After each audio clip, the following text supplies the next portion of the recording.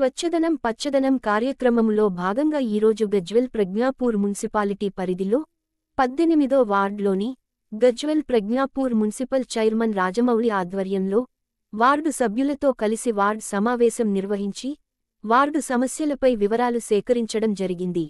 ఈ కార్యక్రమంలో municipal commissioner Narasaiah, AE Sridhar Reddy, ward అధ్యక్షులు, కాలనీ సభ్యులు, నాయకులు, మహిళలు, ward officer, bill collector, RP worker, anganwadi teacher తదితరులు పాల్గొన్నారు।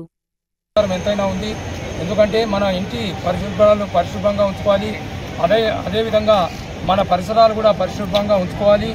తద్వారా మనకు దోమలు పుట్టకుండా ఉంటుందనేది మన యొక్క ఉద్దేశం।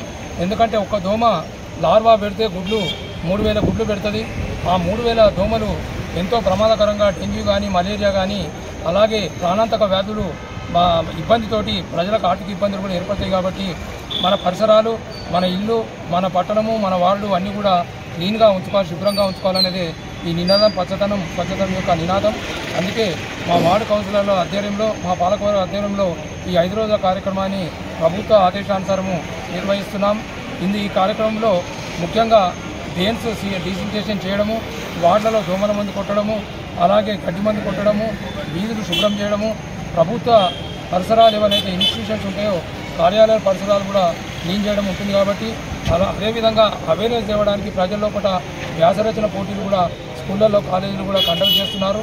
కాబట్టి దయచేసి గజ్వెల్ ప్రజ్ఞాపూర్ మున్సిపాలిటీ ప్రజానీకమందరూ కూడా మున్సిపల్తో సహకరించి ఈ యొక్క స్వచ్ఛదనం పచ్చదనం కార్యక్రమాన్ని జయప్రదం చేయాలని కోరుతూ